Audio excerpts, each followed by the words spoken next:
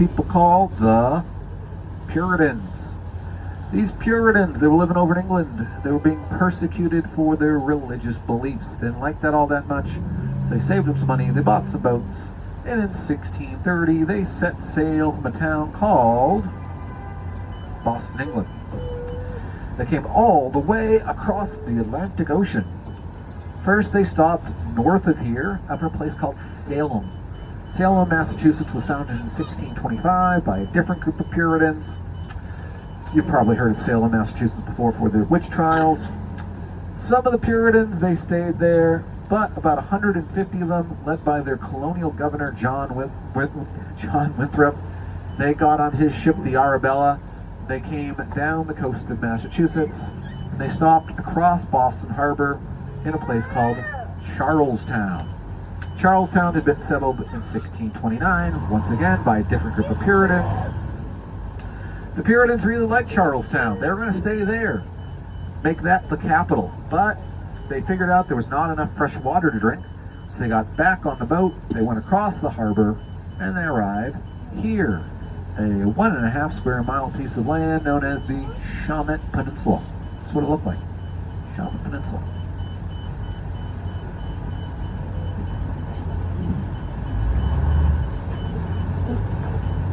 Shawmut Peninsula. Now, when the Puritans get to the Shawmut Peninsula, there is only one person living there at the time, a guy named William Blackstone.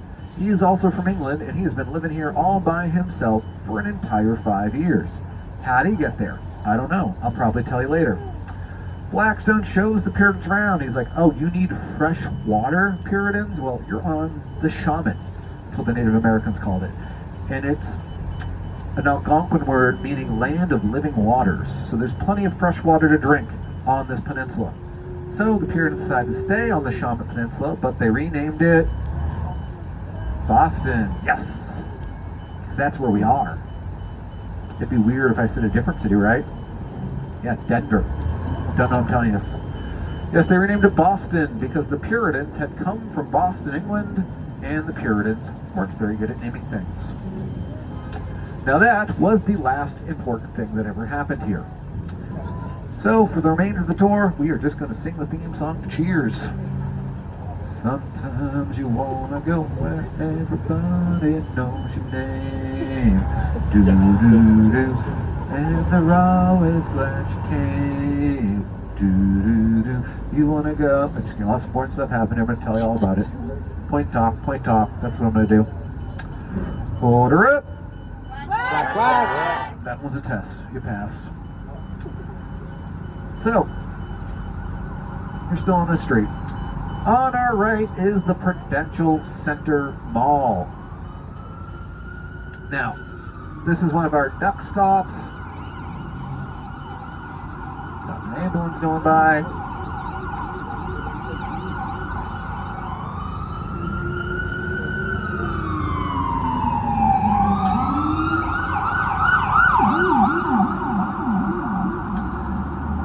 Now the Prudential Center, this is a really interesting mall. So you might have noticed if you walk around here that there's some high-rise buildings that come out of this thing. Some of these buildings are offices, some of them are like condos, but a lot of them have entrances that connect to the mall. So if you live in one of the condos and you work in the offices, your commute to work is just walking through the mall. So you don't ever have to go outside. Now, what if you want to get something to eat that's not at one of the restaurants in the mall? Well, guess what? There's a grocery store in here as well. And maybe walking around the mall isn't enough exercise for you? Well, there's a gym in the mall right there. So you got exercise, you got food. What else do they have in there? Oh, are you religious? Well, there's a chapel inside this mall. So you never have to go outside. They got food, they got workout space, they got religion. Is that like living in paradise or also living in a jail? I don't know. Anyway, this is one of our duck stops. Believe it or not, we have 3 different locations you can get a Boston Duck Tour from. And each tour route is slightly different, so you see slightly different things. So it's worth, if you really like it, checking out all 3 duck stops. Now, We're going to go by one of our other duck stops on this tour. It's called the Museum of Science. I'll tell you about that when we go by it. But we have a third duck stop we don't see when we leave from the Prudential Center. It's called the New England Aquarium, which you should all visit while you're in Boston. I have to say that on every tour, and now I have. I don't mind. It's the best aquarium I've ever been to. And I've been to 2 aquariums. All right, on our left, we finally got our first set of the day. This is called the Christian Science Plaza, the world headquarters of the Church of Christian Science. In the center of the plaza is the reflecting pool, which is currently empty. But the reflecting pool is over 600 feet long. It is so long. How long is it? It is so long. When they were building it, they had to account for the curvature of the earth, so water flows off all 4 sides evenly. The Church of Christian Science is the first major world religion to be founded by a woman, Mary Baker Eddy, back in the late 1800s, right here in Boston. On our left, this is the base of the 3rd tallest building in the city of Boston, 1 Dalton Place. This is the tallest residential building in the city, meaning people live here, and it is also partly used as a 4 Seasons hotel. Ooh, very fancy. You probably notice all the people walking around in their costumes. I hope you would notice that. This is actually for an event that's happening this weekend in the convention center. This is, it's called Anime Boston. It happens every year in the spring, and it is a great weekend to do a duck tour. Not that anybody from the convention comes over and takes a duck tour, but they're all walking around in their costumes. So for once, I don't look like the most ridiculously dressed person in downtown Boston. On the left, we're going to go by a place called King's. King's is a bowling alley. But they got so much more than that. They got arcade games. They got a full restaurant menu. They got a pool hall. They got a lounge where they have live entertainment at night. You know who would have hated King's? The Puritans. People who founded Boston. They banned bowling and theater and Christmas. Down underneath us is a highway. That is Interstate 90. That's the longest highway in the United States. It begins a few miles east of here at Logan International Airport, and it goes 3,000 miles that way to Seattle, Washington in the Pacific Ocean. On the left is this building with a long white rectangular windows. That's a brand new building that opened last year. And it is now the new North American headquarters of a company called Lego. It's the new Lego building right there. It was actually supposed to open sooner, but they had some construction delays. Somebody dropped a piece under the couch. Nobody noticed. Really slowed things down. Directly up in front of us, we got the oldest active fire station in the city of Boston. Ladder 15, engine 33. This firehouse has been here since the late 1800s, 1887 to be specific. Almost 140 years. It is the oldest fire station in Boston, still one of the busiest. They go on over 1,000 calls a year, and most of these have nothing to do with me cooking. Now this firehouse is so old. How old is it? It is so old that when it first opened, firefighters got around on horse-drawn carriages.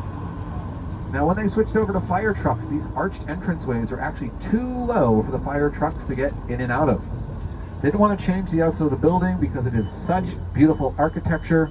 So what they actually did was they lowered the first floor and the sidewalk so the fire trucks could get in and out.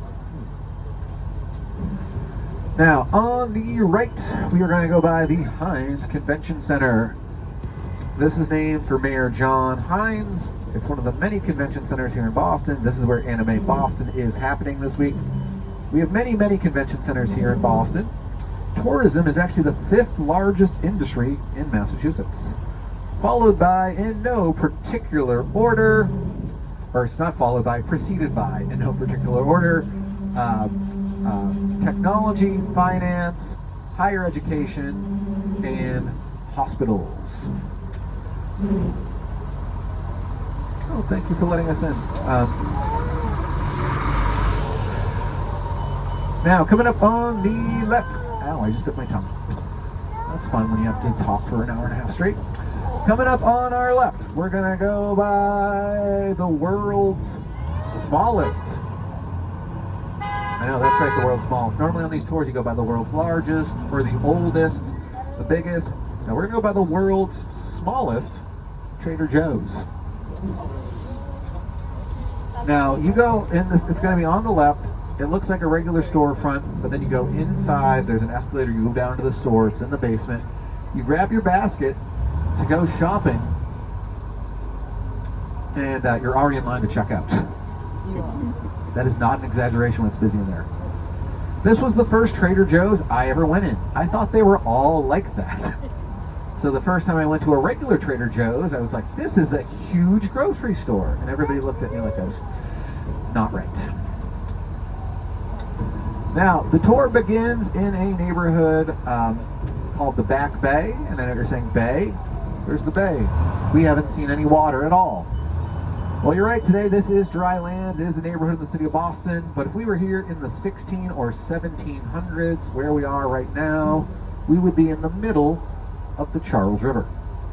And this part of the river formed a bay on the back side of Boston. So they called the neighborhood the Back Bay. You get it. See, Boston today is much larger than it used to be. Today, Boston is over 40 square miles of land. Back when the Puritans arrived, Boston was only 1.5 square miles. Now, over the years, the city's gotten so much larger, in part by annexing surrounding towns and villages, making them neighborhoods of Boston, but also just filling in the water around the city to create new land. And that's what we're driving over right now, landfill. Now, to give an idea of how much of Boston is landfill, let's go back to the map. Oh no, don't kick this. It's a trash can. It's full of trash. I know, the seats are tight. Now, this is what Boston looks like in the 16 and 1700s. This map right here is actually from 1775. What that area looks like today is this. The green part in the middle, that's this, Shawmut Peninsula. All of the light blue around the green is land that exists today that used to be water. Now, we do have a little bit of traffic here at the beginning of the tour. When I first started working here, we never had traffic on this street. But you see, what happened was, a couple years ago, the city put in bike lanes. And instead of getting rid of the parking spots, what they did was they got rid of a lane of traffic and moved the parking spots over. So now, what was 3 lanes of traffic is down to 2 lanes.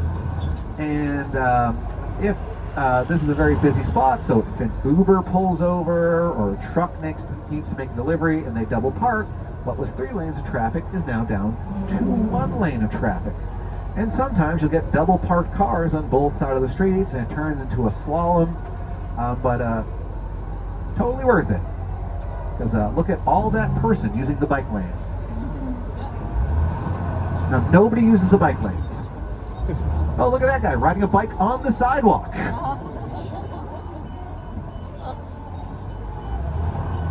Said he made these bike lanes just for you, Putty, but you gotta inconvenience the pedestrians as well.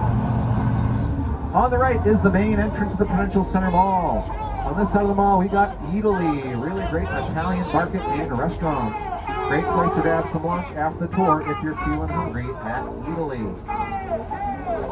And across the street from the mall on the left, we're going to go by the largest Apple store in the United States. This Apple store is 3 stories tall, so they got 3 whole floors of iPhones, MacBooks, Apple Watches. Yet it still takes 5 hours to get a Genius Bar appointment. And here at Boston Duck Tours, we love shouting out local small businesses like Apple. Now, today we are riding around on a duck called Red Sox Nathan. You probably noticed when you're getting on board, they're like, yeah, you're on the Red Sox duck. Now, we have 28 ducks here at Boston Duck Tours. They are all named after local landmarks, neighborhoods, and other things to do with Boston. Now, Red Sox Nathan is a pretty good duck, especially if you're a Red Sox fan. I always love it when Yankee fans take a tour and they have to be on this duck. I'm not very excited. But this is not my favorite duck. My favorite duck is a duck called Beantown Betty.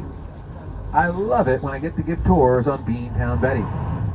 Because whenever I'm on that duck, it always reminds me of the rivalry between Boston and New York City. Because New York, their nickname is the Big Apple. Boston, our nickname is Beantown. New York, we're the city that never sleeps. Boston, we're the city that always stays regular. It's a bean joke, everybody. Not gonna lie, it is the bean joke that got me hired here. I did that on my duck tour audition. Anyway, on our left is Raising Cane's, not a Boston Red Sox, not a Boston restaurant. It's a chain from, I think it's from Louisiana originally. But this Raising Cane's right here is currently being sued by their landlord.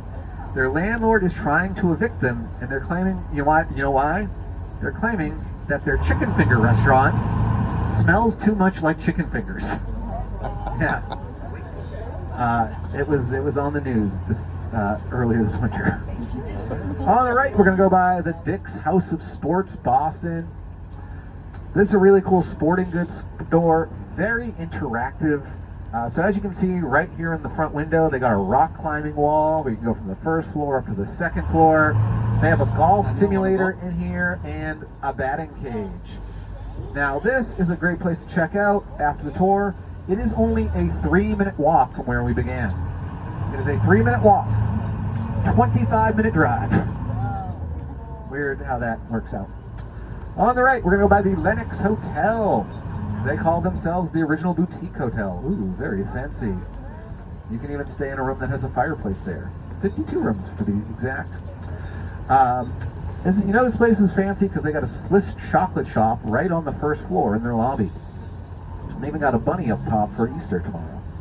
Now, did you know that Boston had the first chocolate factory in the United States?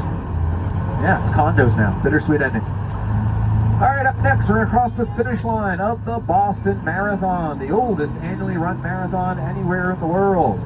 So if you look over the sides of the duck, there is a blue and yellow line in the middle of the street, and we are going to cross it in 3, 2, 1. Woo! We did it! We have to run 26.2 miles. On our left, we got the Old South Church. This was built in 1875, but it is home to the oldest congregation in the city of Boston. The congregation dates back to 1669, over 350 years ago. That means some members of this congregation were some of the original Puritan settlers of Boston. Other members of this congregation took part in the Boston Tea Party on December 16, 1773. And a few members of this congregation even signed the Declaration of Independence on July 4th, 1776. On the other side of the street, we got the main branch of the Boston Public Library. Now, if you look above or below the second floor windows, you can see that there are names engraved in the granite. Those are the names of all the people who didn't bring back their library books on time. On the right is a park. This is called Copley Square, named for the painter John Singleton Copley, portrait painter from Boston who painted many of the founding fathers. In Copley Square, we got another beautiful old church. This is Trinity Church. Trinity Church has been named one of the 10 most significant pieces of architecture in the United States, according to the American Institute of Architects. It is the only building in Boston on the list, and it is the only church on the list.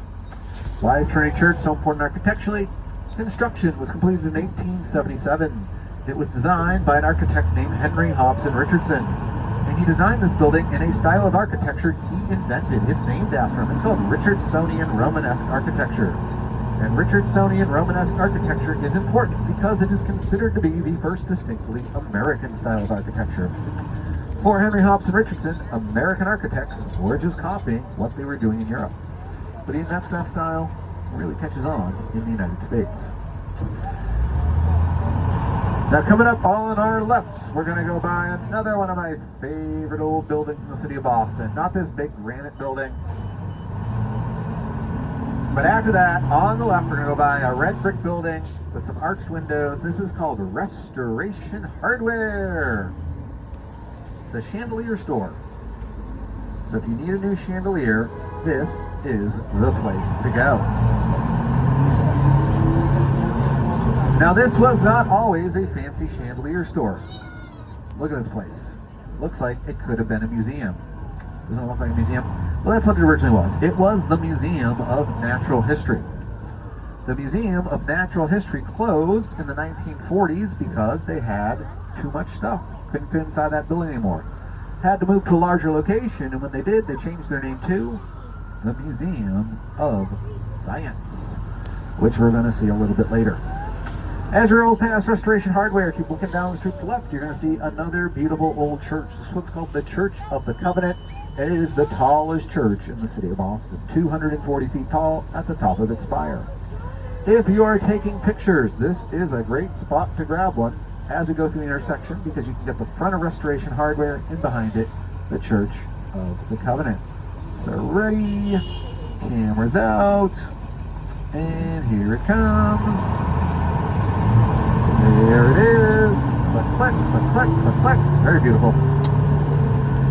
Coming up on our left, we're going to go by one of the coolest restaurants in Boston. It's called Parish Cafe. What makes Parish Cafe so cool? Every sandwich on the menu is created by a different chef in Boston. And all the best chefs in the city get sandwiches on the menu at Parish Cafe. I have yet to get the Wolfgang Duck Boston Duck Tour sandwich on the menu.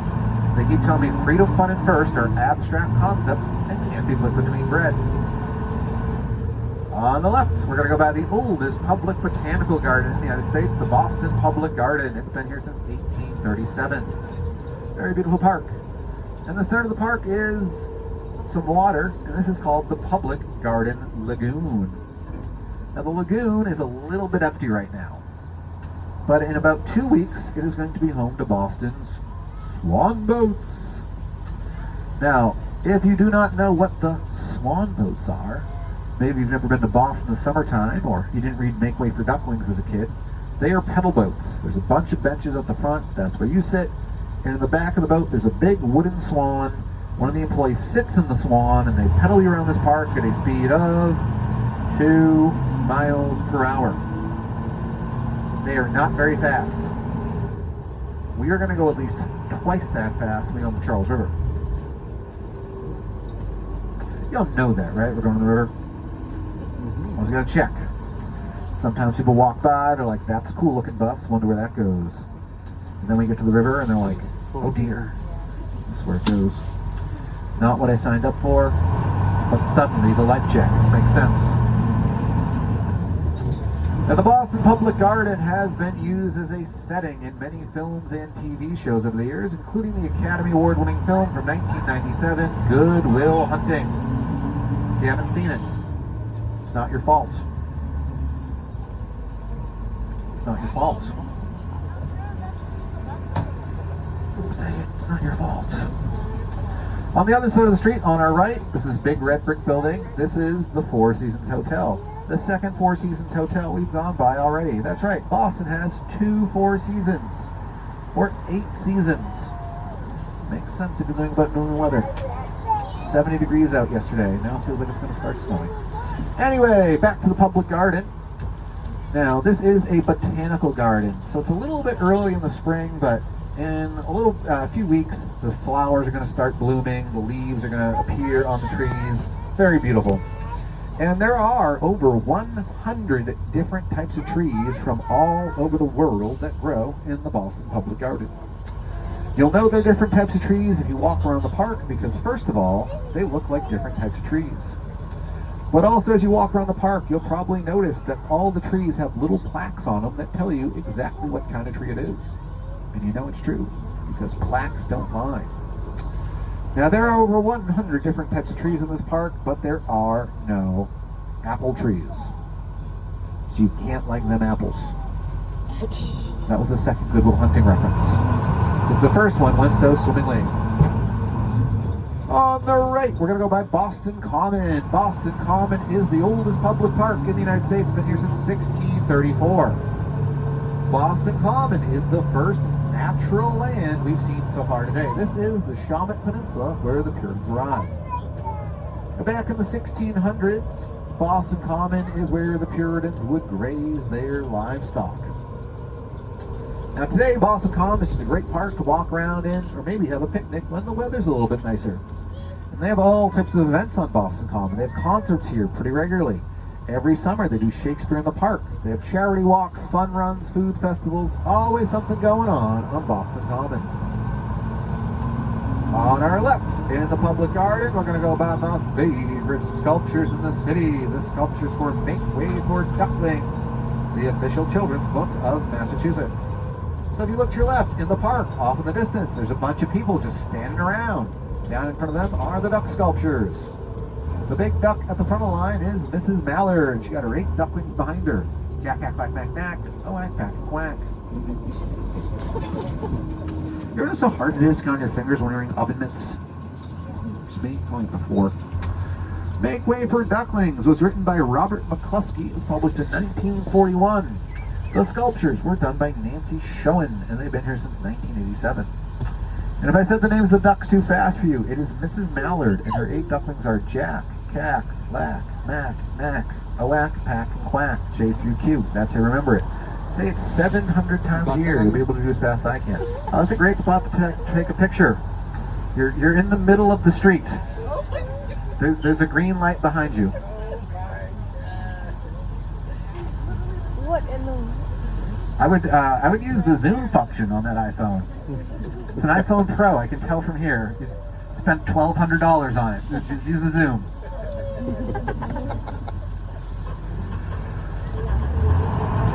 We're now entering a neighborhood called Beacon Hill. Today, Beacon Hill. Oh, hey, you figured it out.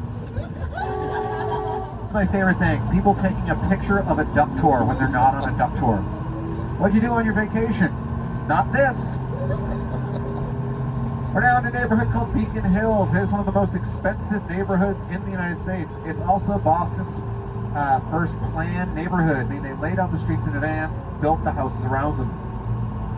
Beacon Hill was once home to the first European settler of the Shawmut Peninsula, William Blackstone.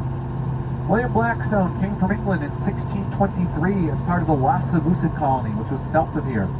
It didn't last very long. Most people went back to England.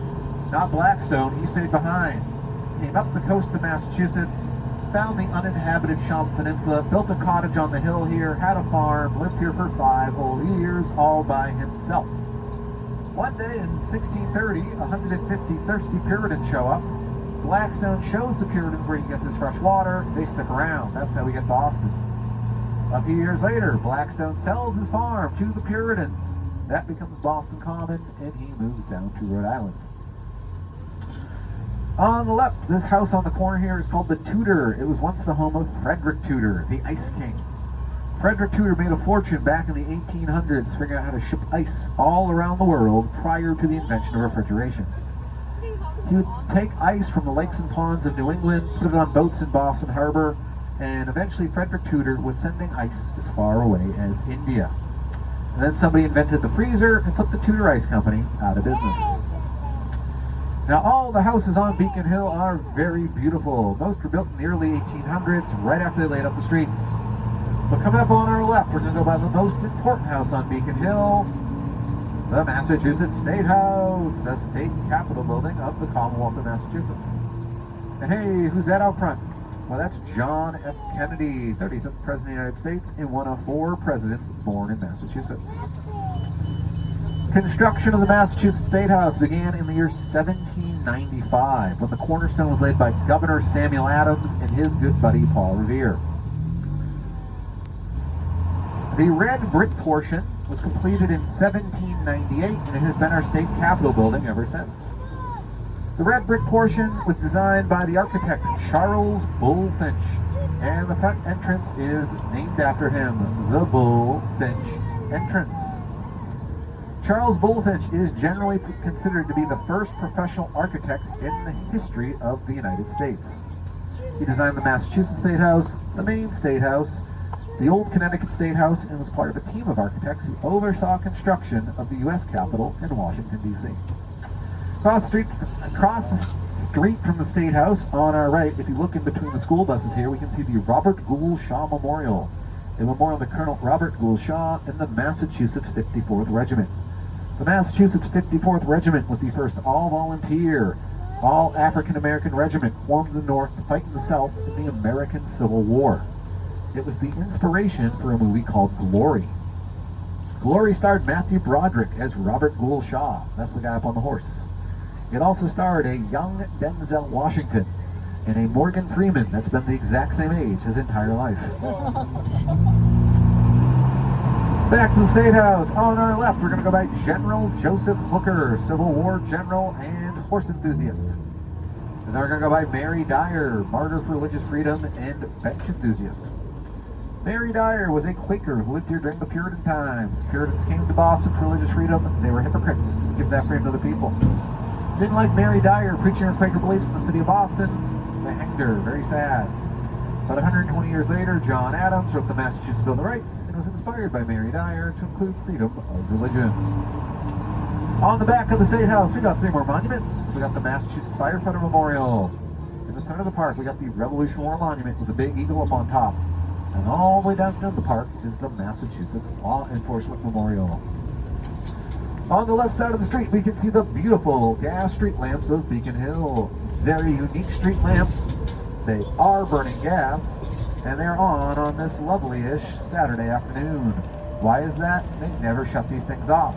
Not since the year 1912. Back then, the city of Boston realized it was less expensive to leave the lamps on 24 hours a day than it was to pay lamplighters to light them at night and put them out in the morning. The great lamplighter layoff of 1912.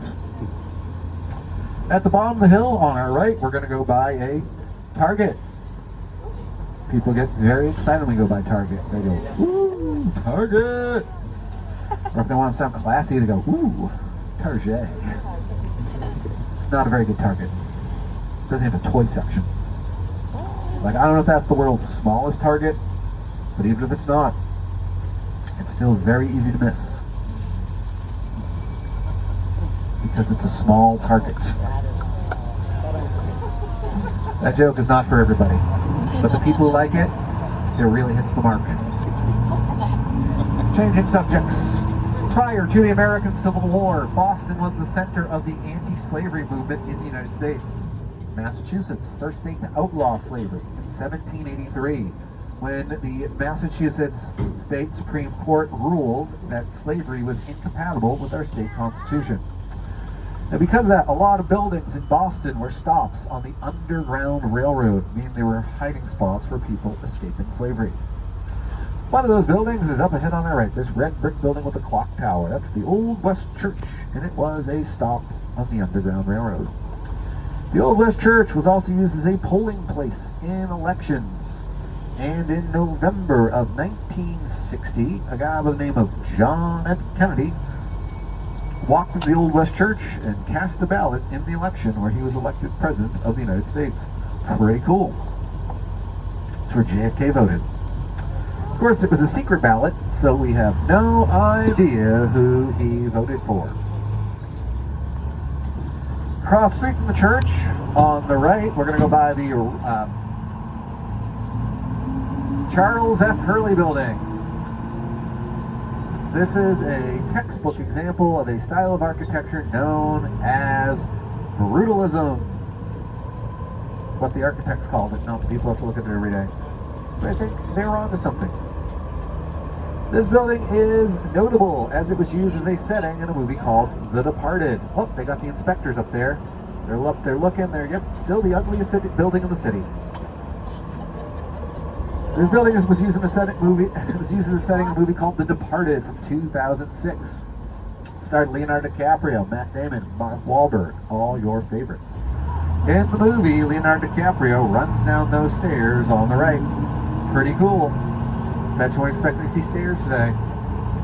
We're going left, because that's the way to the river. That's where we all want to be. But if we kept going straight down that street, we got by a building called the TD Garden. Home of the Boston Celtics basketball team and Boston Bruins ice hockey team. It's where they have played since 1995. Now we are technically going to go by the TD Garden. We're just not going to see the main entrance. But on our right, almost as good, the TD Garden. Loading docks.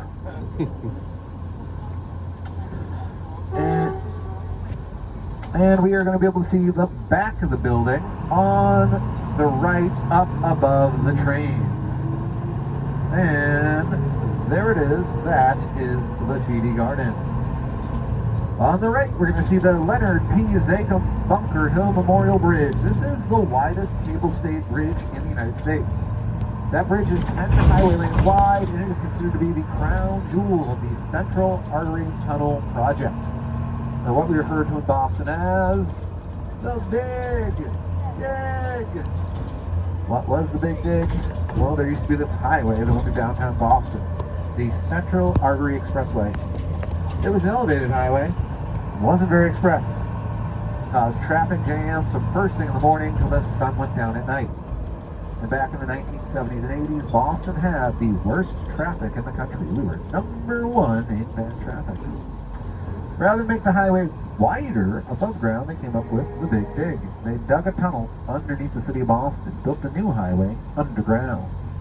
Also built a new tunnel to the airport, the Ted Williams Tunnel, named for Red Sox legend Ted Williams.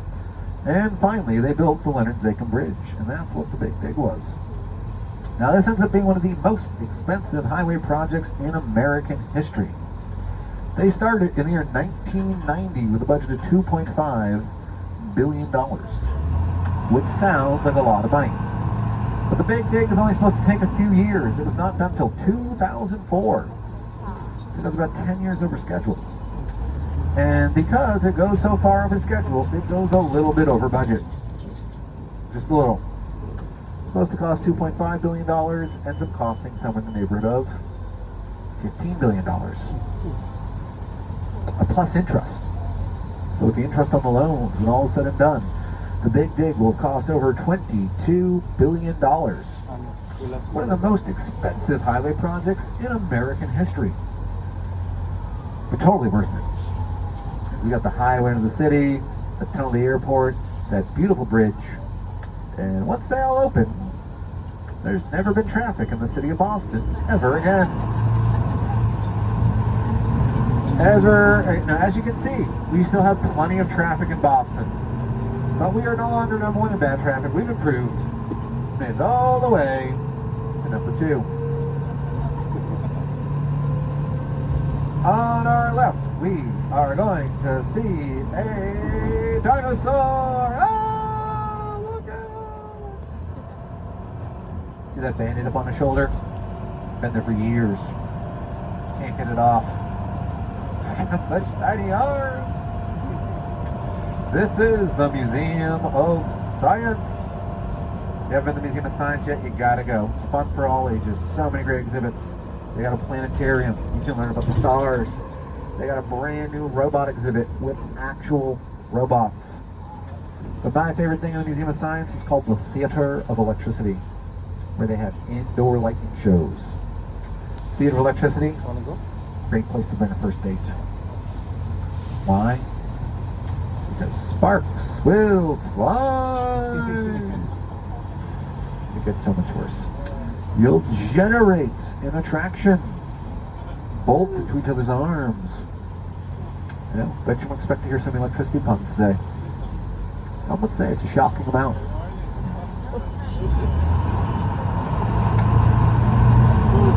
All right. We're going to go underneath this big archway thingy. This is called the Lechmere Viaduct. What is a Lechmere Viaduct? Lechmere is the neighborhood down that way. A viaduct is a section of elevated walkway or a railway above a dam. Up next, we're going to see a piece of the Berlin Wall. We're going to round this corner. When we do, look to your left in front of the building. You will see a thin slab of concrete with some graffiti on it.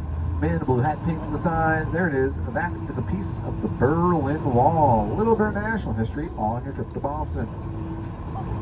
Now, if you don't know, the Berlin Wall separated East and West Berlin in Germany from 1961 till 1989, when it was torn down during a David Hasselhoff concert. Or maybe they started tearing it down. He showed up. Either way, he was there, sang about freedom. On our right is the North American headquarters of a Swedish company called EF Education First. They provide student travel programs in over 100 countries around the world.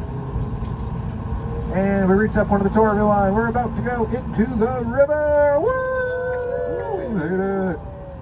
But before we can go in the river, I gotta give another safety speech. I know it is a very distracting point for a safety speech. We got a skate park on one side, train tracks on the other side. But bear with me, safety first. Time for the safety speech. In the event of an emergency, we need to put on life jackets. We weigh over 90 pounds. These life jackets on the left with the yellow tabs. Under 90 pounds, rolls right with the red tabs. We have flotation rings at the front and back of the duck, as well as fire extinguishers at the front and back of the duck. Fire suppression system of the engine.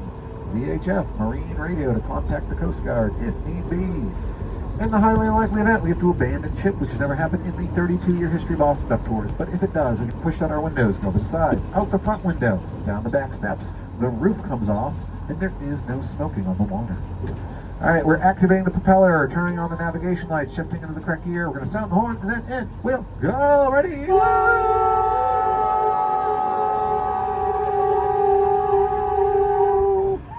Splash! We did, everyone. We made it. We are in the Charles River. We're a boat now. We're a boat now. We're a boat now. Boat now. Boat now. We're a boat now. We're a boat now. We're a boat. Boat now. Boat now. Row your boat now. Row your boat now. Row your boat now. Boat now. Boat now. We're a boat now. We're a boat now. We're a boat now. Boat now. Boat now. Row your boat. What if that was the rest of the tour? Be a dance party, that's what it'd be. So welcome to the Charles River One. Take a moment, enjoy the view, grab some pictures. I'm gonna have a sip of water because I've been talking for a very long time.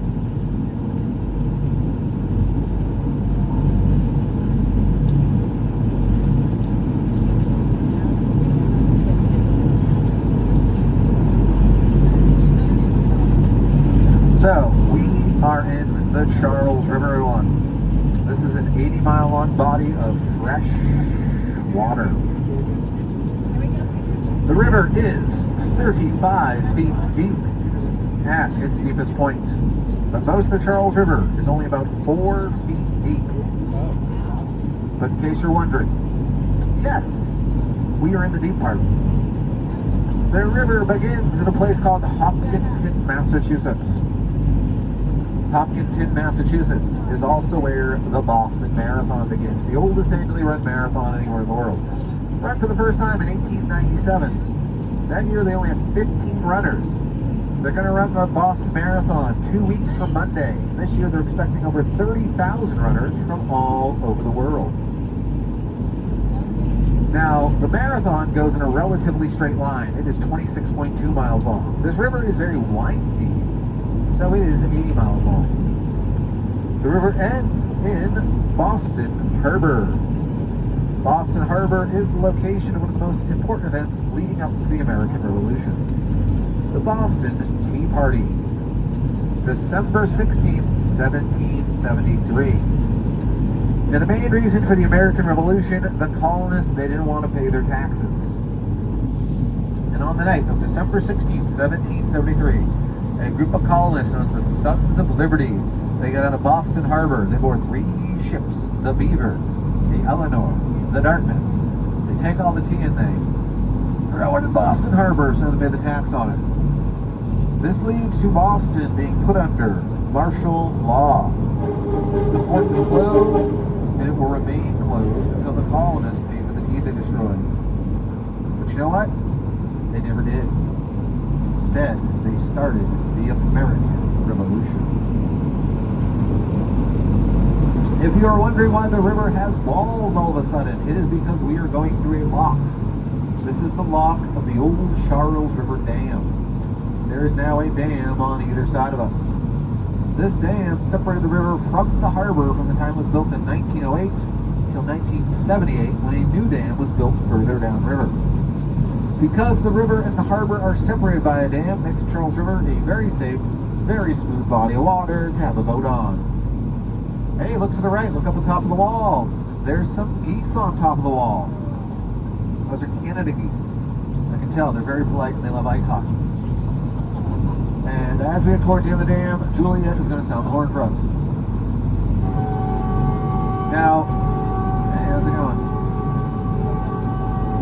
Now the geese, this time of year, will pick out these buckets up on top of the dam and they use them as nests. So I think that's why those geese are up there. They're trying to figure out which bucket they want to use as a nest.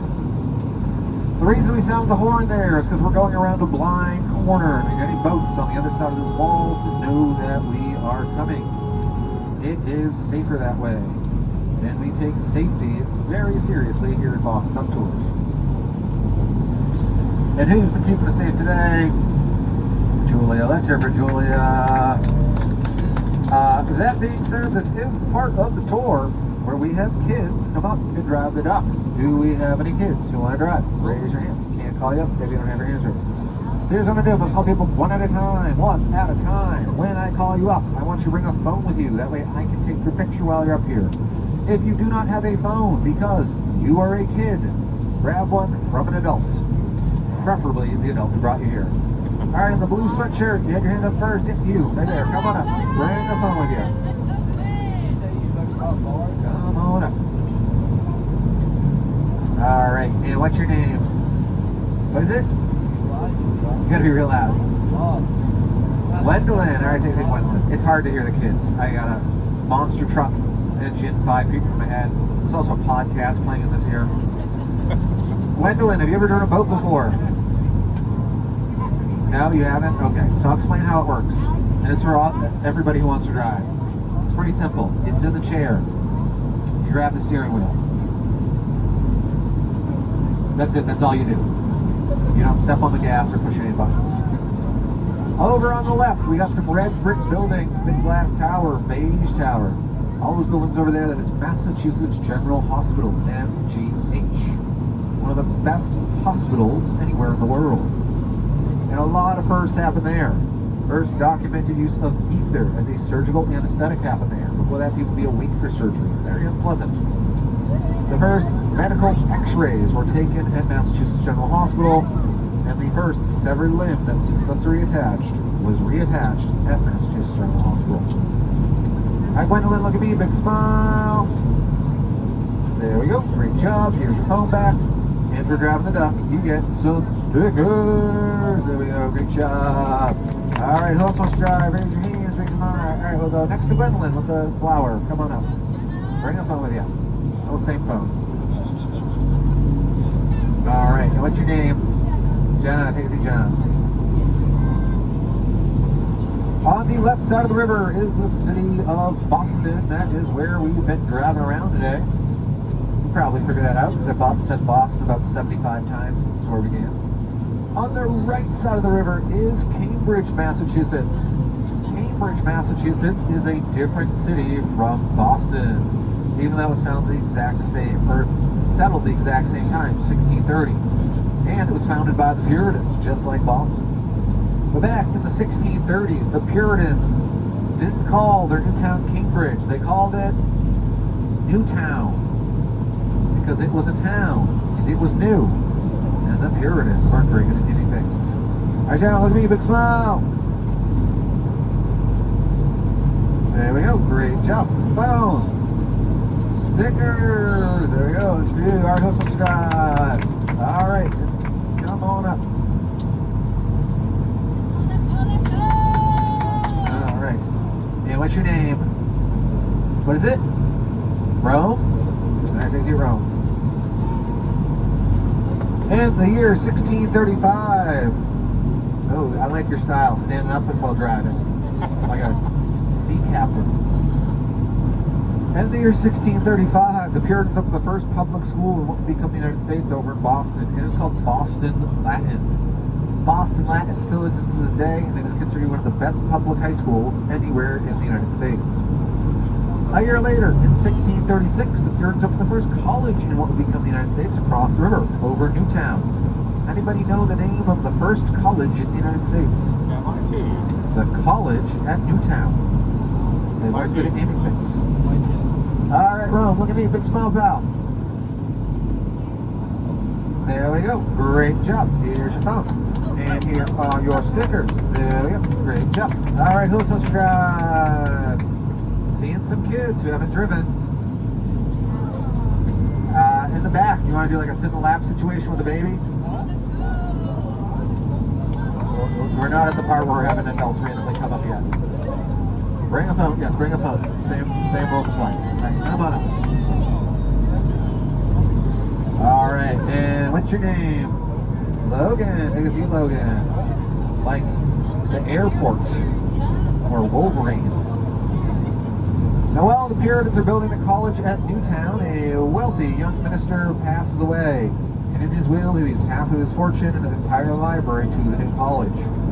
So they decide to name the college after him, and that man's name was John Harvard. Yes, Harvard was the first college in the United States. That's how it got its name. So the Puritans have Harvard over in Newtown. They want their town to be known as an educational center with a great college, but they're not good at naming things, so they just steal the name of the town. England's an educational center, Cambridge, England, the University of Cambridge is, and that's how Newtown became Cambridge, Massachusetts. All right, great job driving, Logan. There we go, stickers. All right, who else wants to drive? All right, if we don't have any kids, I will call adults. Raise your hands. All right, we'll go all the way in the back first. I'll get you next. All right, come on up. Bring a phone with you.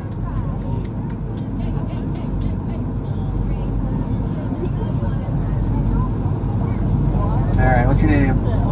What is it? Robin, take a seat. Now we are going to go underneath this bridge. This is called the Longfellow Bridge, named after the poet Henry Wadsworth Longfellow. I'm going to tell you about him and his poetry in just a minute. But as we go underneath the bridge, look to the left, look at the top of the bridge, look at the towers up there. The towers look like giant salt and pepper shakers. So some people call this the Salt and Pepper Bridge. Also, the bridge, very well seasoned. Boom, that's a cooking joke from the chef. The bridge was built in 1906. Well, look at this thing. It looks practically brand new. That's because it was rebuilt between 2013 and 2018 at a cost of $300 million. They rebuilt it from the water up piece by piece to restore it to its original condition. All right, Roman, look at me, big smile. Going through the bridge. Very cool. Great job. Phone. Stickers. There we go. Great job. All right. Oh, there's a next to you right in front. Come on up. Bring a phone with you. All right. And what's your name? Maxine. Take a seat, Maxine. Watch your head. When we come out from underneath the bridge, on our right, on the Cambridge side of the river, is the campus of the Massachusetts Institute of Technology, MIT, one of the best science and engineering schools anywhere in the world. Now, did you know? Hey, oh, look over on the right. Look over on the right of the bridge. There's some ducks up there. You can now say you saw ducks on a duck tour. We're like a whale watch for ducks. Now, when we make the turn on our right, further upriver, there's going to be another bridge. That's the Harvard Bridge. The Harvard Bridge doesn't actually go to Harvard. It goes to MIT. Smart bridge. Loves math. That's where Grace lives. All right, Maxine, look at me, big smile. There we go. Great job, phone. You even got to turn and stickers. All right, who else wants to drive? Right over here. Come on up. You're welcome. In the skyline, we can see the 3 tallest buildings in all of Boston. What's your name? Cecily. Take a seat, Cecily. We can see the 3 tallest buildings in all of Boston. Building first to the right with the flat roof, that's 1 Dalton Place, 3rd tallest building in the city of Boston. The building right next to it with the antenna on top, that is the Prudential Tower. That's the 2nd tallest building in Boston. That's where we left from today. Top few floors of the Prudential Tower are an observation deck called View Boston. You should go. It's a lot of fun. The last really tall building is 200 Clarendon Street. The tallest building in all of Boston used to be called the John Hancock Tower until about 10 years ago when they changed the name. You might notice that there's some sailboats out on the river right now. The sailboats come from a boathouse we're going to go by on our right called Community Boating.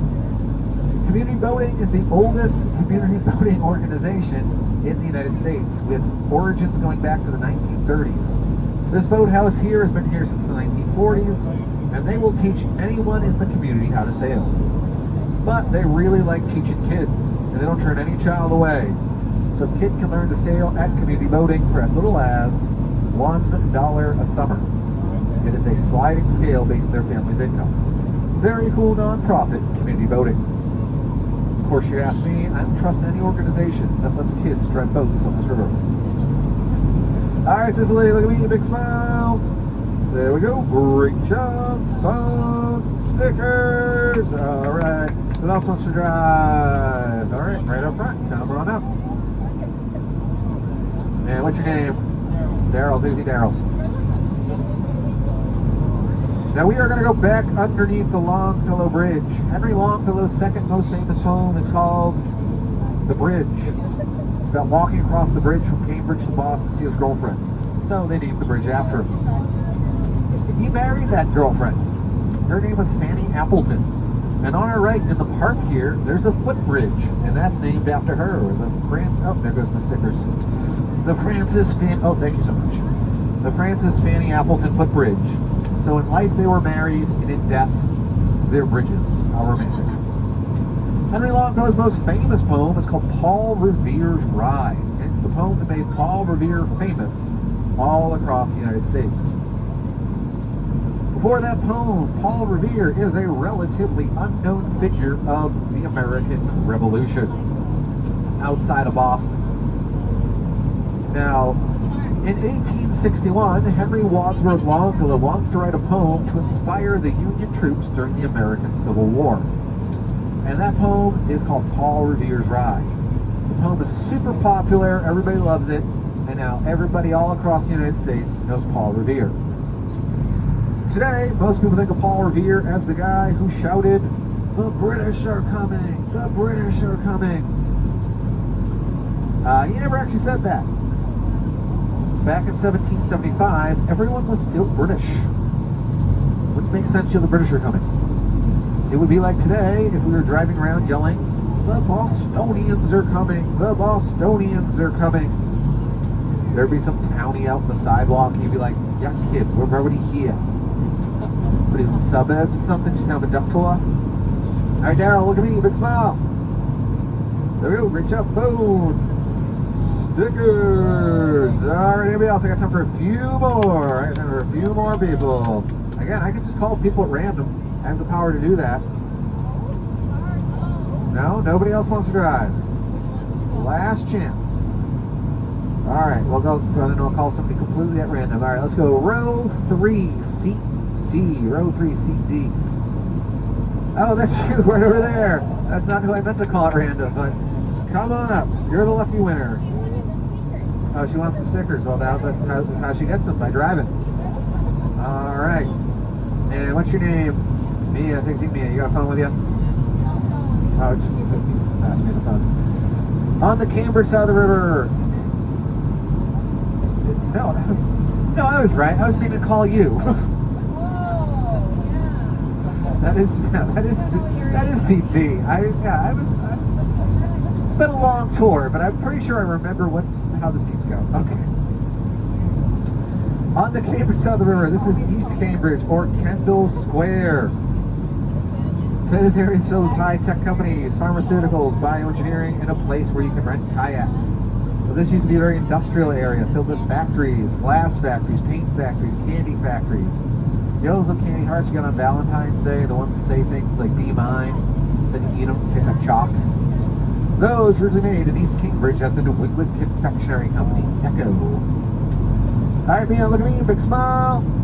There we go, great job, phone, stickers, clap, clap, clap. Alright, your turn, come on up. Bring a phone with you. Alright, now what's your name? Cooper, take a seat, Cooper. On the Boston side of the river, we are going by a park. It's called the Charles River Esplanade. Very beautiful park. There is a jogging trail along the river. There are picnic areas and playgrounds on the Charles River Esplanade. It is where Boston celebrates the 4th of July every year, America's Independence Day. But the part of the park we're going by right now, there are softball fields. If you don't know what softball is for some reason, the best way to describe it, it's like baseball, but for drunk adults. And that's where my softball league plays. You know what I'm gonna right now? Softball champion. Alright, Cooper, a big smile for me. There we go, great job. Phone, stickers. Don't forget your stickers. And great job driving everyone who drove the duck. Julia's got to take back over. We have been in the water for a while now. We're going to look down at the water.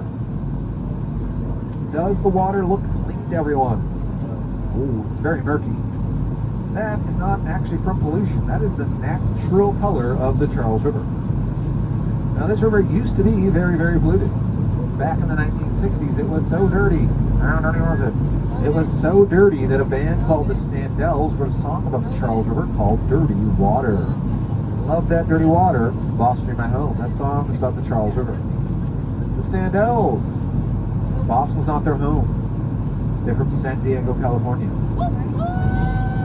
That's how dirty this river was. People 3,000 miles away writing songs about it.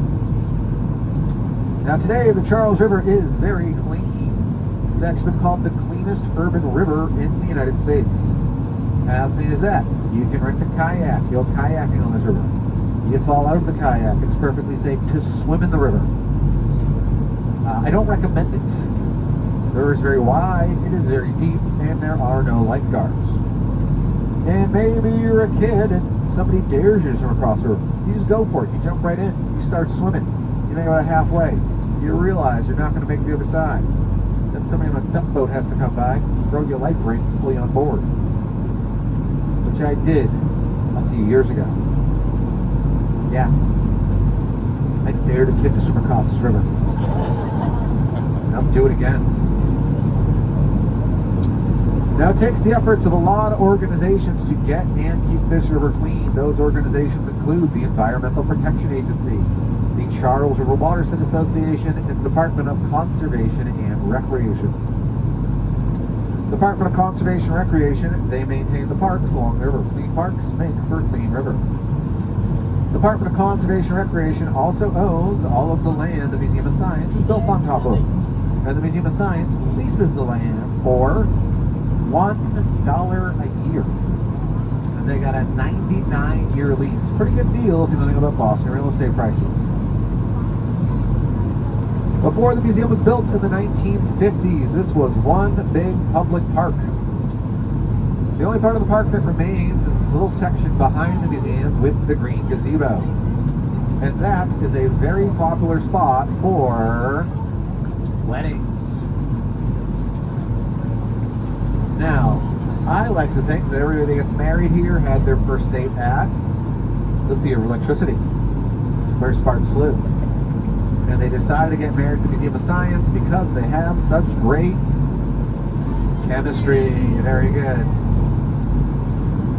We are going back through the lock of the old dam. At the end of the dam is a bridge. And this is called the Craigie Bridge, named for Revolutionary War soldier and businessman Andrew Craigie. Now, before we can go underneath the Craigie Bridge, Julia is going to sound the horn for us.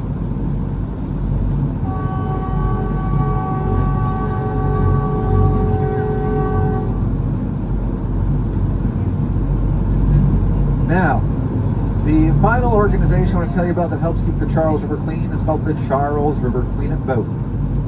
The Charles River Cleanup Boat is an all-volunteer, non-profit organization that takes their boat up and down the river, scooping out any trash floating on the surface, making the water safe for the birds, safe for the fish, and safe for the turtles.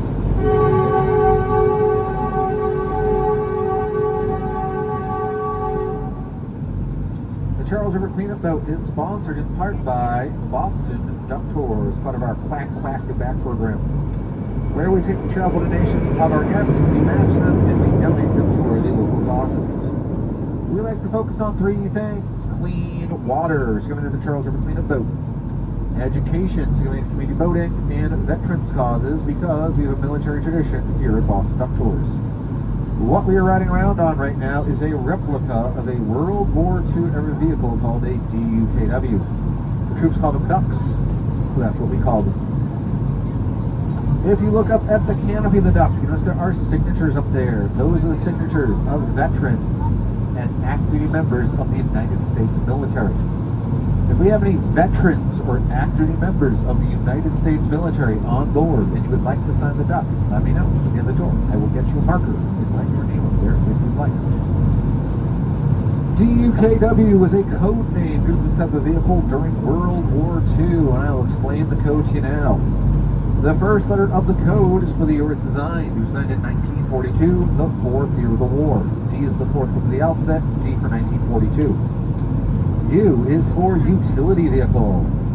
K is the symbol for front wheel drive, which Julia will activate in a moment. Our front wheels will start spinning to pull us out of the river. And W is for dual rear axle. If you think about the letter W, it looks like the two back wheels of the duck. And that is where D-U-K-W comes from. On the right, we will get a fantastic view of the Leonard Zakum Bridge as we're coming out of the river. From this angle, it will look like a sailboat on the water. Very beautiful. Great spot to grab a picture of it if you haven't already. Right in front of the bridge is a smaller bridge. That is for the railroad. Trains go over that thing. And Julia's going to sound the horn for us one more time.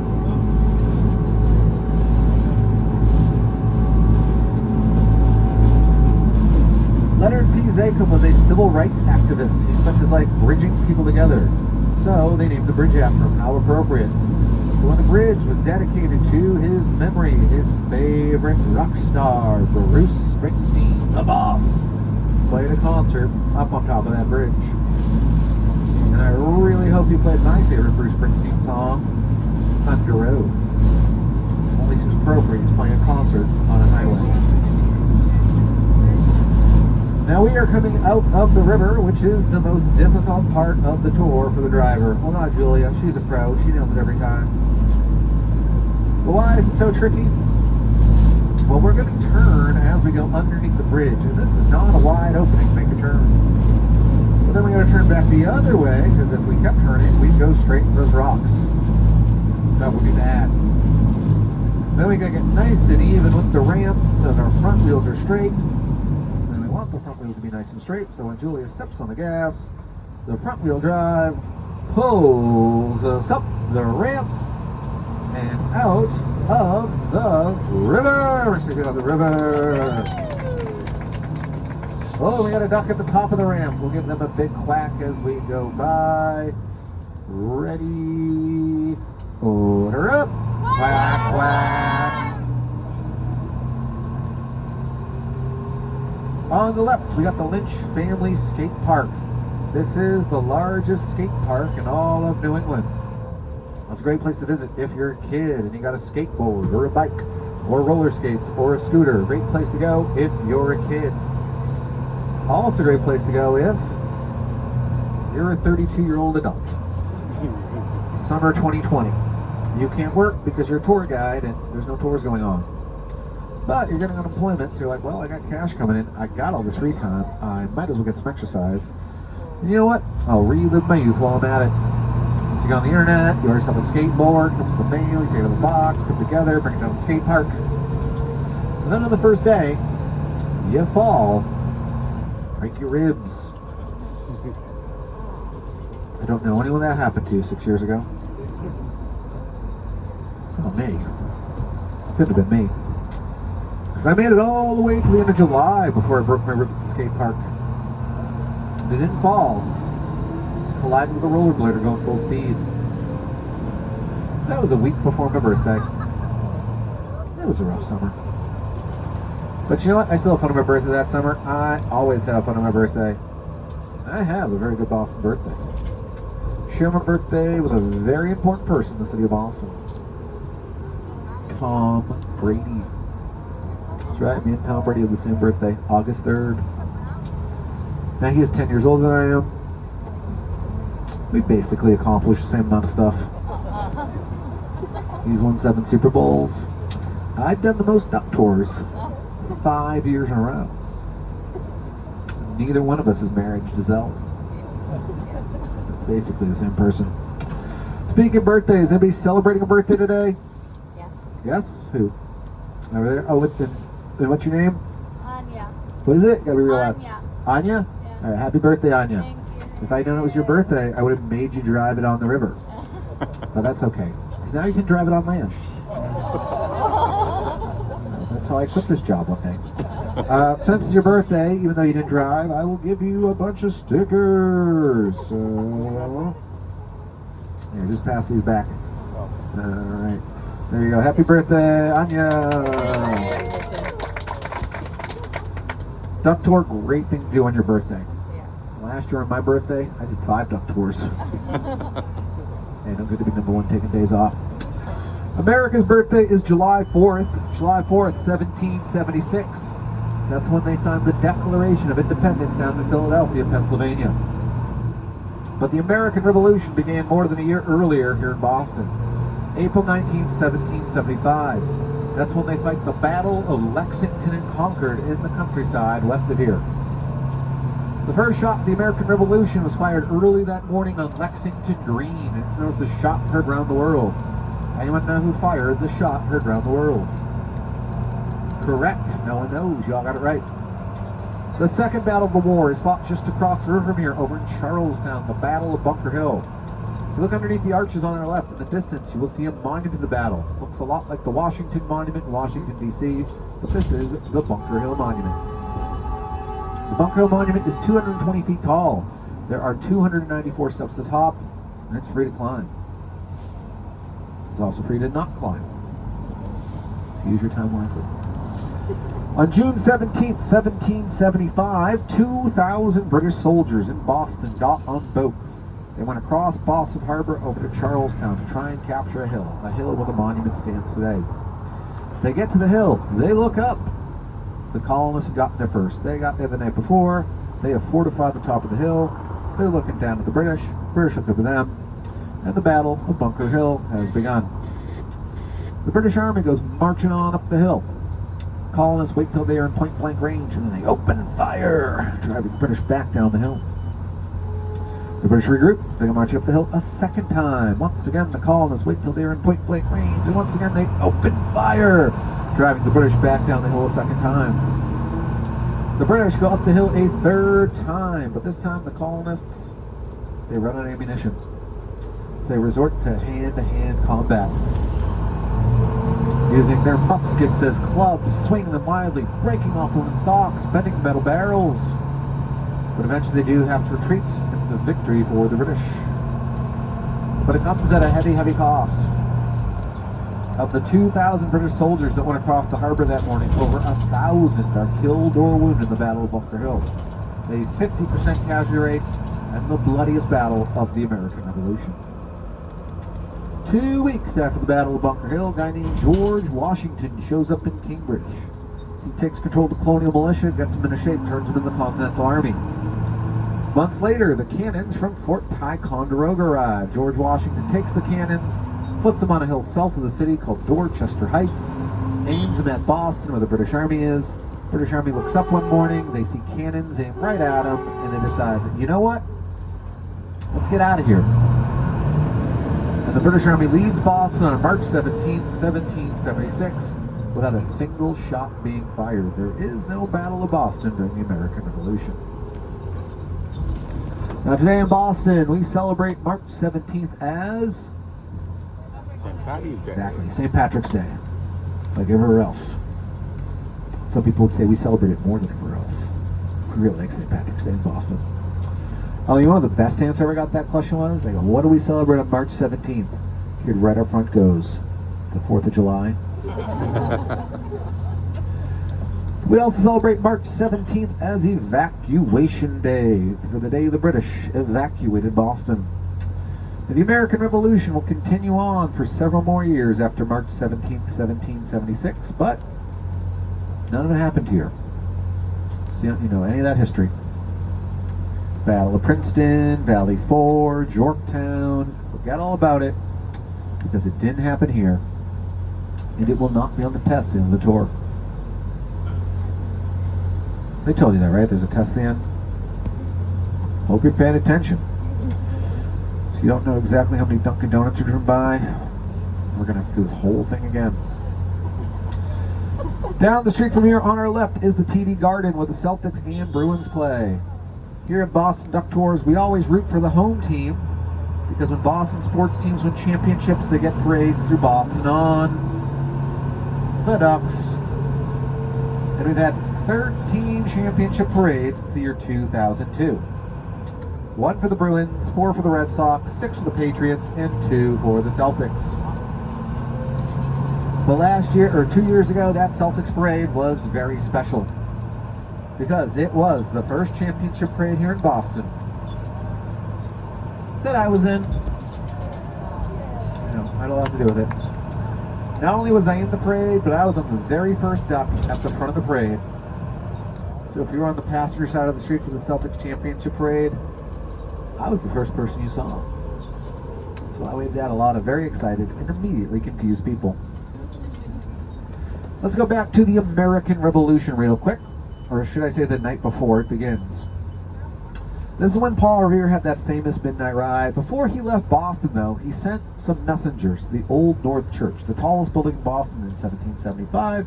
They have instructions to climb up into the steeple and put 2 lanterns in the window as a signal the British Army is leaving Boston by boat.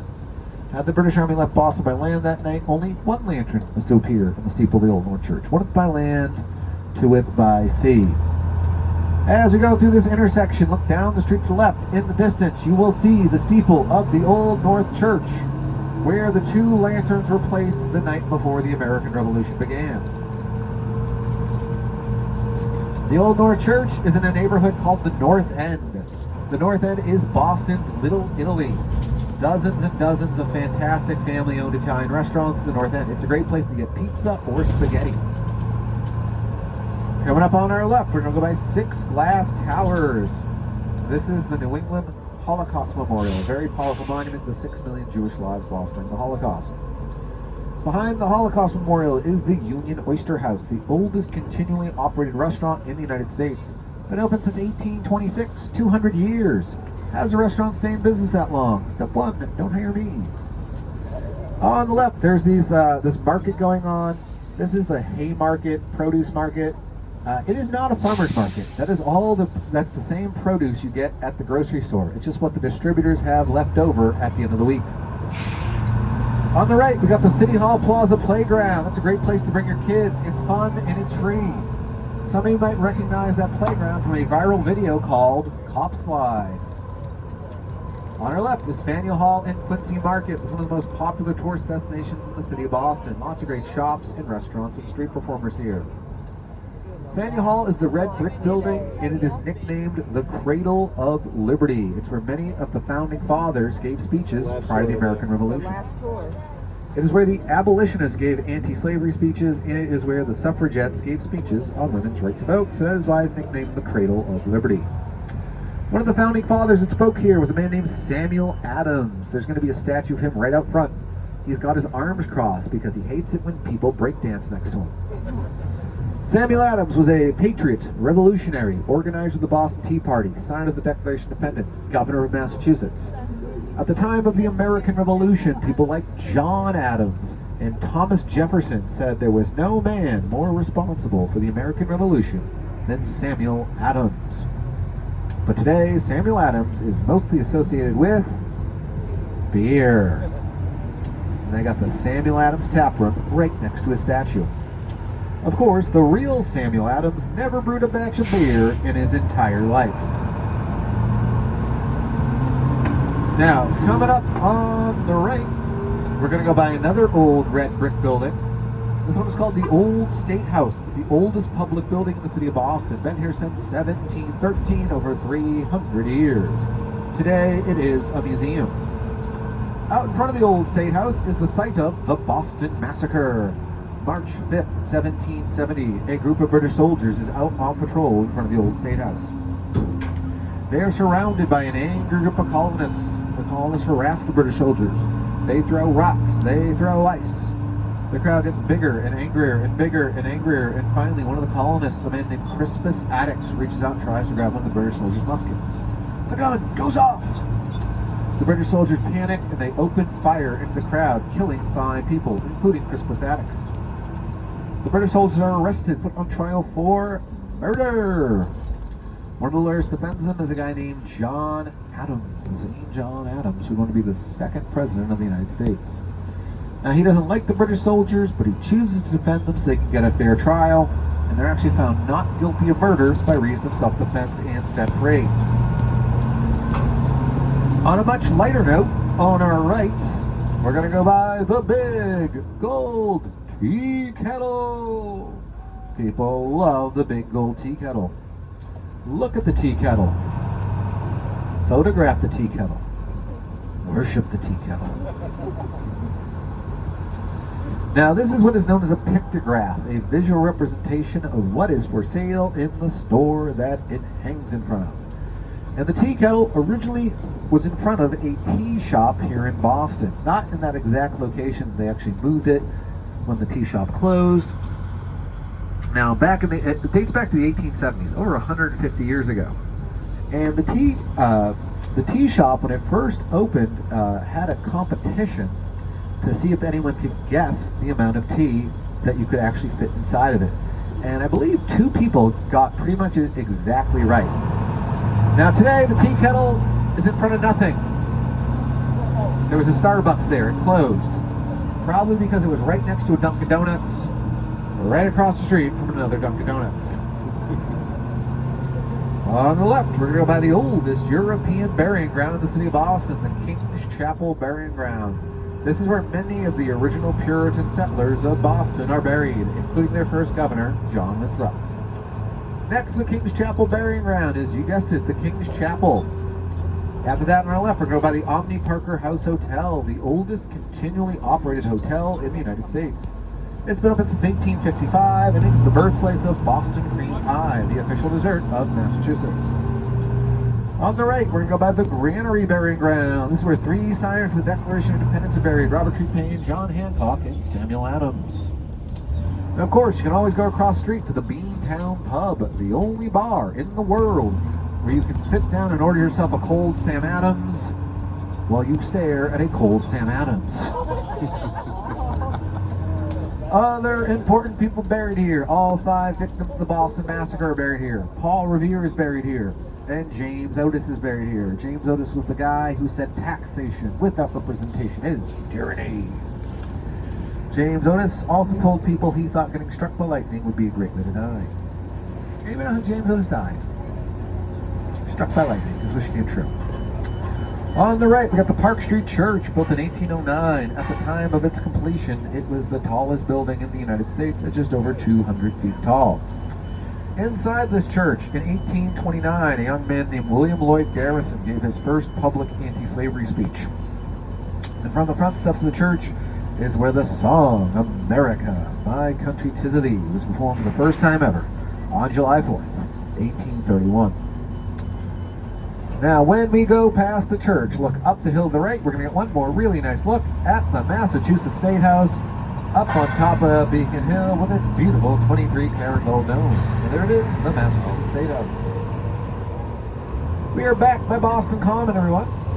This part of Boston Common is the beginning of the Freedom Trail. The Freedom Trail is a 2.5-mile walk through Boston's history. On it, you go by over 16 historic landmarks and museums, many of them free to visit. Now, you can do the Freedom Trail on your own. It is pretty simple.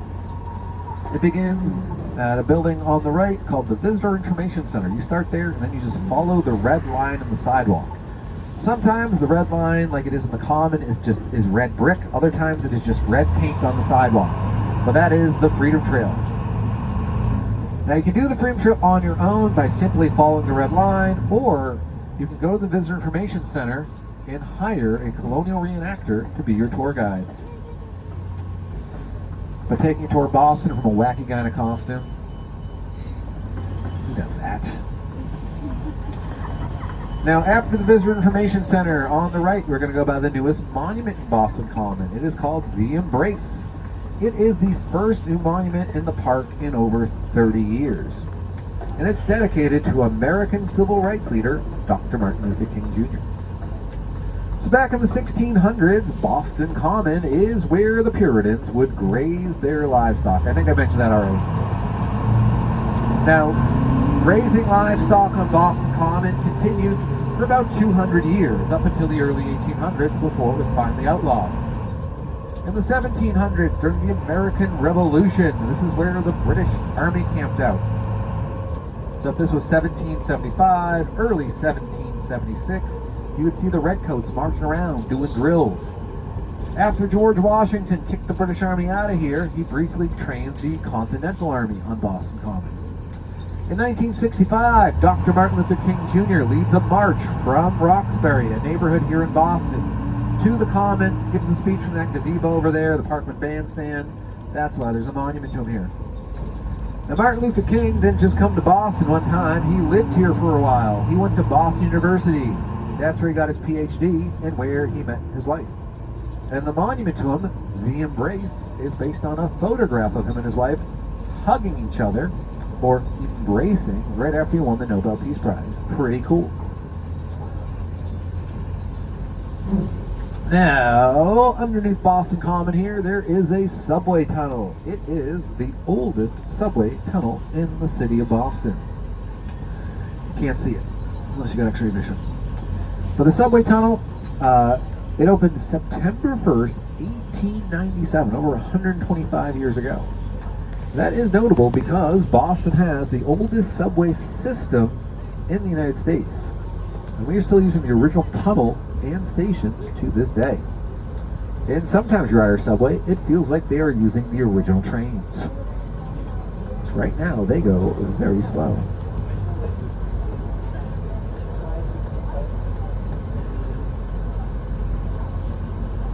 Now, Boston has 4 underground subway lines. They are color-coded, and the colors actually let you know where the trains go. So underneath Boston Common runs the Green Line. The Green Line follows a network of parks called the Emerald Necklace. Emerald is a shade of green. Green Line for the Emerald Necklace. We have the Red Line, which goes to Harvard. Very smart train, great SAT scores. Its parents are very proud. The school color of Harvard is crimson, which is a shade of red. So Red Line for the Harvard Crimson. We have the Blue Line, which goes to the New England Aquariums, and it goes underneath Boston Harbor up to Revere Beach. So blue for the water of the harbor, the beach, and the aquarium. Then we have the Orange Line, which is orange because it always catches on fire. No, it's orange because it goes down Washington Street. And this one is the most obscure. It requires knowing that 250 years ago, Washington Street was called Orange Street. Orange for Orange Street. The buildings on either side of the street here, they belong to Emerson College, another one of the many, many colleges here in Boston. Emerson's motto is, "The city is our campus," which is a very nice way of saying, we don't have a campus. Emerson is what is known as a liberal arts college. What they're mostly known for is acting. And as a theater school, they are conveniently located in a neighborhood called the Theater District.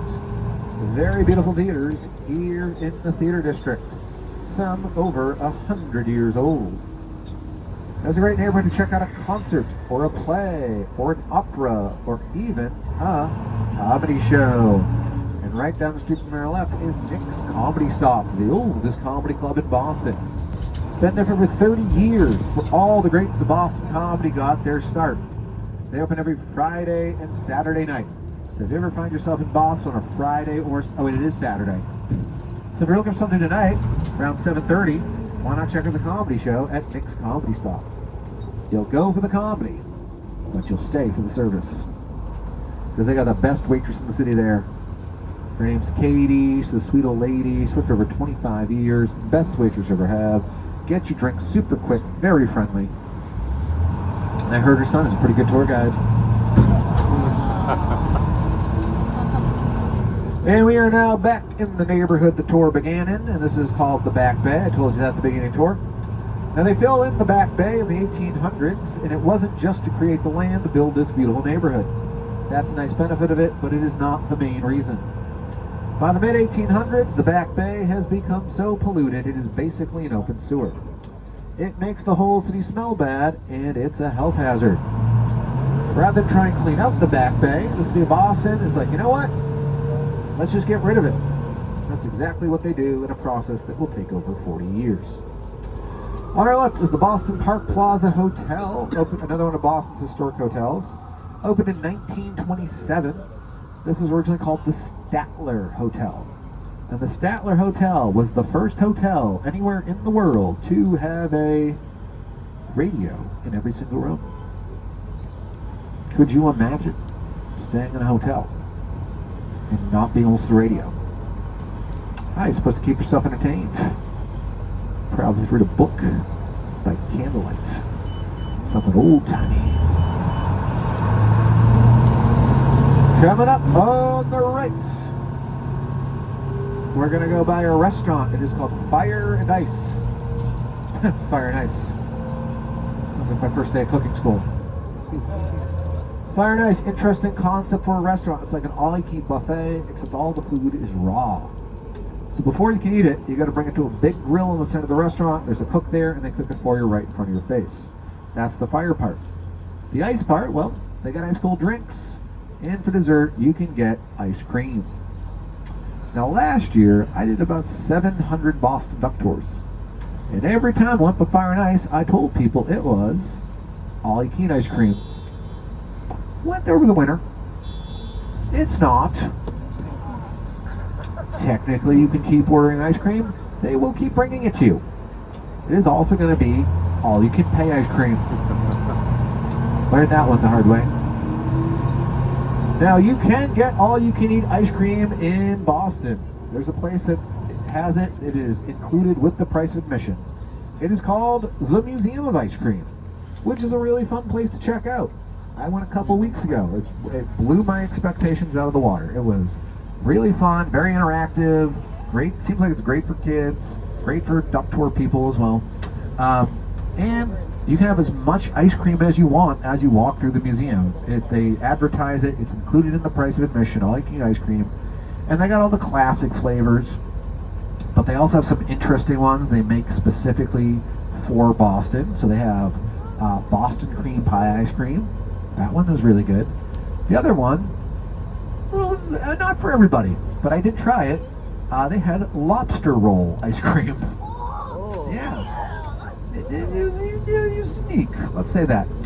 Now, maybe you want to visit the Museum of Ice Cream. Well, I hope you grab one of these brochures from our ticket booth before the tour. You can get one afterwards, though.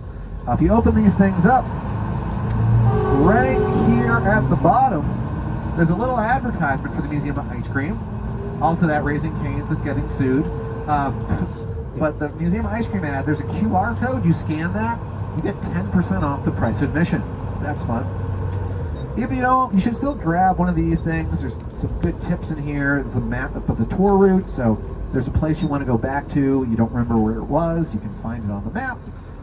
Also, some other fun stuff. Like they got pictures of all the ducks here. We're on Red Sox Nathan, so you can circle that. Remember what duck you're on. And hey, look, it's all the narrators. You can see we all wear wacky costumes. It's not just me.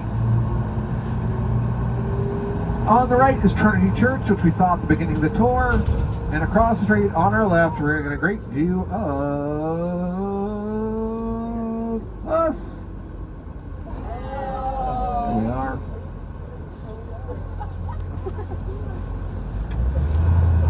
And on the left, we got the Fairmont Copley Plaza Hotel. Opened in the year 1912. Nearly every president of the United States has stayed here since then, going all the way back to William Howard Taft. And up ahead on our right, we got the main branch, the Boston Public Library. Their motto is free to all. If you're ever looking for a fun, free thing to do while you're in Boston, you can always check out the Boston Public Library. You do not need a library card to go inside, but if you live in Massachusetts, you can get a library card here and take it to 75 books at a time. That's a lot of books to read for 2 weeks. Now, even if you don't need 75 books, you should still go into the Boston Public Library, look around. It's very beautiful in there, especially the older part of the building that's from the 1890s. Great architecture. There's a courtyard on the inside. Well, it's technically the outside because it's the courtyard, but you know what I mean. Very beautiful out there. Paintings, sculptures. It's basically a free art museum. And the Boston Public Library is only a 5-minute walk from where the tour began. Speaking of which, we are almost back at the Prudential Center, everyone.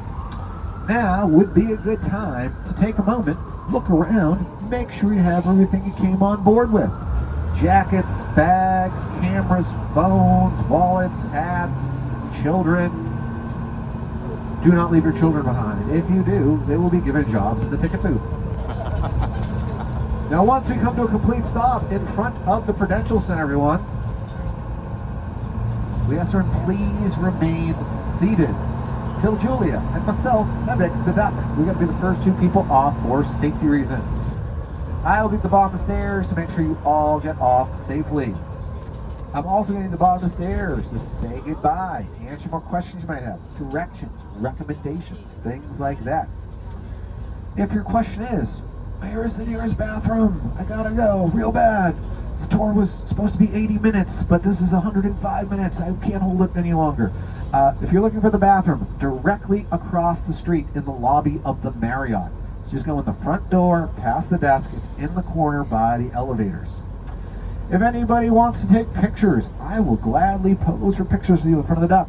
We'll take selfies. You can tag me on Instagram. Chef Wolfgang Duck, all one word, Chef Wolfgang Duck on Instagram. Pretty good follow as well, especially if you like random pictures of stuff in Boston. And one more time for Julia, everybody. Got us through the streets of Boston safely and smoothly. Great job driving, Julia. Give yourselves one last big quack for being such a great audience. Ready? Order up.